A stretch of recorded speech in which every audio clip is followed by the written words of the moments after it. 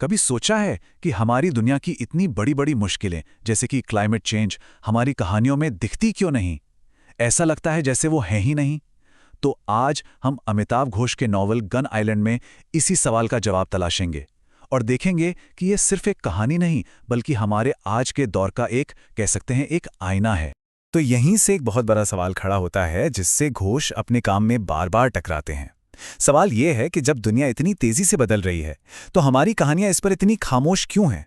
हमारा जो modern literature है वो इस सबसे बड़े क्राइसिस को उसे पकड़ क्यों नहीं पा रहा? और ये सिर्फ लिखने पढ़ने की बात नहीं है, ये असल में हमारी इमेजिनेशन, हमारी कल्पना का संकट है। चलिए इसी कल्पना के संकट को थोड़ा और समझते हैं। आखिर हमारी कहानी सुनाने की कला में कहाँ चूक हो रही है? घोष इसके लिए एक टर्म इस्तेमाल करते हैं, द ग्रेट डिरेंजमेंट। उनका मानना है कि हमारी आज की कहानियां ना वो रियलिज्म यानी यथार्थवाद में कुछ ज्यादा ही फंस गई हैं और इसी वजह से वो क्लाइमेट चेंज की अजीब मतलब लगभग यकीन ना आने वाली सच्चाई को दिखा ही नहीं पाती। जरा सोचिए, एक दिन भयानक गर्मी और अगले ही दिन बाढ़। ये सब इतना अजीब लगता है जैसे कोई साइंस फिक्शन फिल्म चल रही हो। हमारी रोजमर्रा की कहानी तो बिल्कुल नहीं लगती। और जैसा घोष खुद कहते हैं, क्लाइमेट का जो ये बर्ताव है ना वो बहुत ही रहस्यमयी और अविश्वसनीय है। ये कोई सीधी साधी प्रॉब्लम नहीं है जिसे हम आसानी से समझ लें। ये एक अनकैनी फील देता है, मतलब एक अजीब सा एहसास जैसे सब कुछ ठीक नहीं है पर हम पूरी तरह से समझ नहीं पा रहे कि गड़बड़ क्या है। और बस यहीं आकर हमारी ट्रेडिशनल कहानियां फेल हो जाती हैं। तो सवाल ये है कि अगर हमारी आज की कहानियां इस अविश्वसनीय सच्चाई को नहीं दिखा सकती तो फिर कैसी कहानियां दिखा सकती हैं? और बस इसी सवाल का एक बहुत ही दमदार जवाब लेकर आता है अमिताभ घोष का नॉवल गन आइलैंड। घोष हमें सीधे एक पुरानी बहुत ही रहस्यमयी मिथक की दुनिया में ले चलते हैं। ये एक ऐसी कहानी है जो सुनने में अजीब और शायद थोड़ी अलौकिक भी लगे, लेकिन यही कहानी वो चाबी है जो हमारी आज की दुनिया के कई राज खोल सकती है। इस कहानी के बीचों बीच है एक सौदागर, एक व्यापारी जो भाग रहा है। पर किससे भाग रहा है? क्यों भाग रहा है? ये सब एक रहस्य है। और उसके पीछे हैं एक बहुत ही ताकतवर, बदला लेने वाली देवी, सांपों की देवी, मनसा देवी। यहीं पर कहानी हकीकत की दुनिया से निकलकर अलौकिक दुनिया में चली जाती है। और ये सब कुछ हो कहाँ रहा है? सुंदरबन में, वही जादुई जगह जो आज क्लाइमेट चेंज के वजह से सबसे ज्यादा खतरे में है। देखिए कैसे मिथक और हकीकत यहीं पर एक दूसरे से टकराने लगते हैं। अब हो सकता है ये सब सुनकर लगे कि अरे ये तो कोई पुरानी लोक कथा है, लेकिन घोष यहाँ एक बहुत ही स्मार्ट काम करते हैं। वो इस मिथक की पड़ताल करने के लिए एक आज के जमाने का लॉजिक से सोचने वाला कैरेक्टर भेजते हैं, एक एकेडमिक। इससे होता यह है कि हम जैसे मॉडर्न रीडर्स को भी इस अजीब इरैशनल दुनिया पर यकीन करने का एक रास्ता मिल जाता है। तो चलिए अब एक जासूस की तरह काम करते हैं, अतीत और आज के इन धागों को जोड़कर देखते हैं और पता लगाते हैं कि ये पुरानी कहानी आज की दुनिया के बारे में क्या क्या हैरान कर देने वाले सच बताती है। और यहीं होता है पहला बड़ा खुलासा। कहानी में जिस बंदूक की सौदागर की बात होती है उसका मतलब बंदूक वाला सौदागर नहीं है। बंदूक की असल में अरबी शब्द अल बंदूकी से आया है, जिसका मतलब है वो इंसान जो वेनिस से आया हो।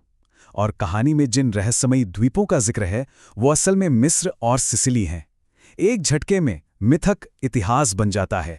ये सच में एक आहा मोमेंट है। मतलब ये सिर्फ एक कहानी नहीं थी, ये तो ट्रेड, ट्रैवल और स्ट्रगल का एक भूला हुआ इतिहास था जो इस कहानी के पीछे छिपा हुआ था। इससे पता चलता है कि हमारी पुरानी कहानियां सिर्फ कल्पना नहीं है, वो असल में दबी हुई यादें हैं। और ये कनेक्शन और भी गहरा होता जाता है। 17वीं सदी में वो सौदागर समुद्री लुटेरों से जान बचाकर भाग रहा था और आज 21वीं सदी में बांग्लादेश से निकले क्लाइमेट रिफ्यूजी उसी रास्ते पर इंसानों के तस्करों से बचकर भाग रहे हैं। वक्त बदल गया, हालात बदल गए, लेकिन इंसानी तकलीफ की कहानी वो आज भी वही है। इतिहास खुद को दोहरा रहा है और शायद पहले से भी ज्यादा भयानक तरीके से। और यहीं पर घोष की कहानी एक बहुत पावरफुल पॉलिटिकल स्टेटमेंट बन जाती है। उस दौर में जब मीडिया अक्सर माइग्रेंट्स को एक खतरे की तरह दिखाता है, ये नॉवल हमें उनका इंसानी चेहरा दिखाता है। ये याद दिलाता है कि वो लोग कोई और नहीं, हमारे जैसे ही इंसान हैं। वो बस एक ऐसे संकट से जूझ रहे हैं जिसे बनाने में कहीं ना कहीं हम सब शामिल हैं। और ये जो अजीब या अनकैनी वाली फीलिंग है ना, वो सिर्फ पुरानी कहानियों में नहीं है। घोष हमें दिखाते हैं कि हमारी अपनी दुनिया कितनी ज्यादा अजीब हो चुकी है। लॉस एंजलिस के पास बिना मौसम के जंगलों में आग लग जाना, हजारों डॉल्फिन्स का एक साथ किनारे पर आ जाना, वेनिस की बुनियाद को खाने वाले नए तरह के समुद्री कीड़े, ये सब आज की सच्चाई है, लेकिन सुनने में किसी फिक्शन कहानी से कम नहीं लगती। तो ये सब हमें कहाँ लेकर जाता है? मिथक, इतिहास और आज की इस अजीब हकीकत, इन सबको मिलाकर घोष हमें हमारे समय के लिए एक बिल्कुल नई तरह की कहानी का रास्ता दिखाते हैं।